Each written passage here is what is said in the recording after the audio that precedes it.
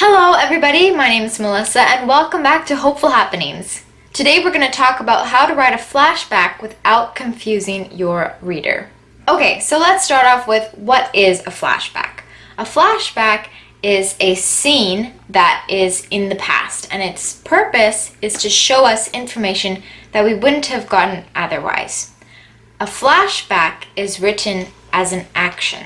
It's a scene, which means it's going to have all of those 5 senses in it. A flashback is also different than backstory because even though backstory is also telling us information about the past that's important for the story now, it's written as a narrative, whereas a flashback is written as a scene. Now, flashbacks have major disadvantages. One of the main disadvantages of a flashback is the obvious, in that it's not happening now. Like, it's already happened, so the importance of it, or rather the urgency of it, is not quite there. If it's not new information to the character, then the reader kind of feels like it's old news for them too, even if it's new information. It lacks that punch that a scene in the present would have. Another drawback of flashbacks is that it can be considered lazy writing, and I think this is coming from a lot of people using flashbacks incorrectly, where it confuses the reader.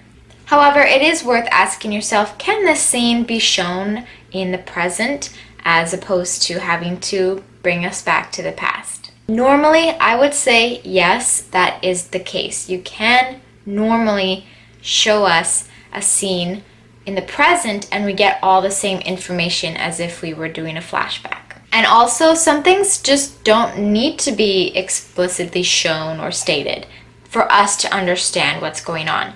For example, I think abuse is one topic that maybe you might be inclined to show us the scene of abuse, whereas we can infer what's happened easily by the information you give us in the present. You know, you can think of it as if you, in real life, noticed that someone might be in trouble. What are the cues that are telling you that something's not right? Is it something on their body that's a mark? Is it the way they're acting? Are they closed off? Are they, flinching when someone touches them? Is there someone in particular that they're avoiding? And for some reason, the example that I'm thinking of right now comes from a movie called Kindergarten Cop. It's with Arnold Schwarzenegger, and he's a kindergarten teacher. He discovers that something is wrong with one of the children just by the way that he's acting and by the way that the parents are creating these excuses and stories about what's really going on. We don't need to see the scene where the child gets hurt to understand what's going on because we've been given the right information in the present. Yeah, sure, you all say the same thing. The kid fell down the steps. Don't you have anything better to say than that? But that being said, there are positives to a flashback scene. One of the positives is that it can describe the motives behind a character in a way that exposition just can't. Also, a flashback can help us understand how we got to this exciting point in the story that we're at now. What were the events that we missed? A flashback can fill us in on those events.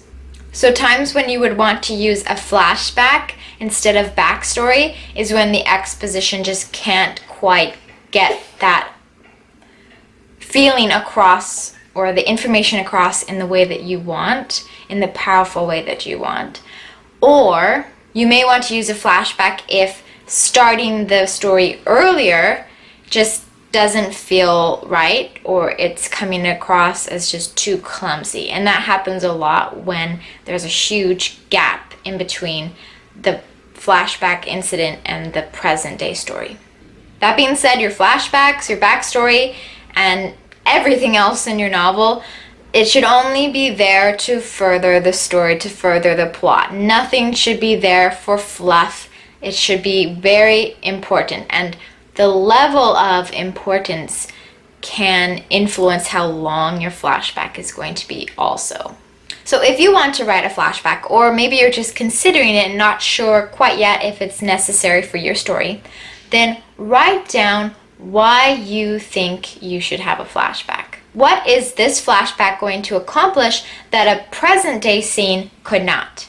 Then, after you've figured out why you want to do it and why you feel it's necessary, go and do your research. Find books that have flashbacks. Find stories that have flashbacks and figure out why they used it and what they did to transition from the past to the present and vice versa.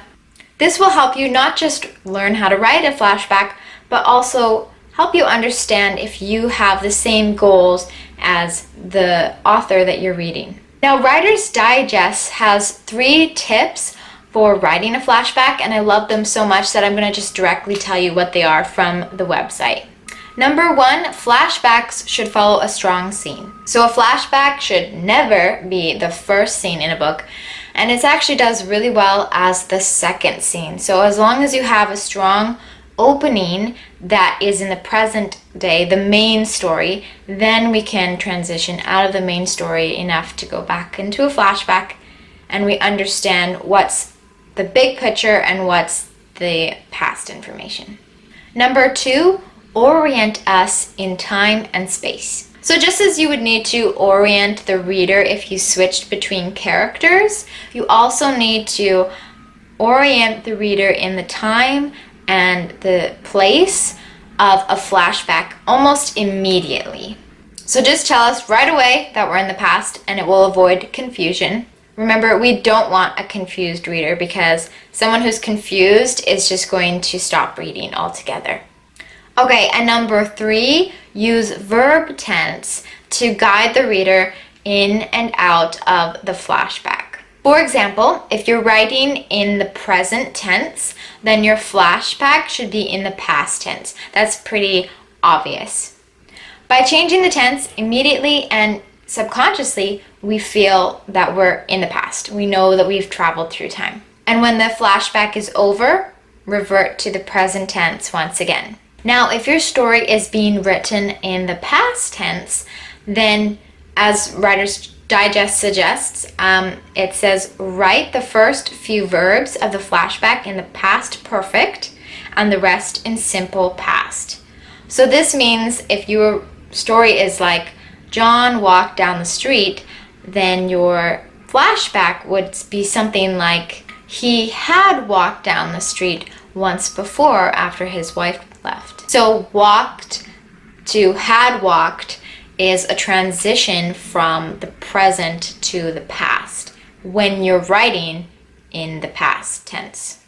Now, as you write your flashbacks, keep the entire flashback consistent in the tense and also in the subject matter or the experience.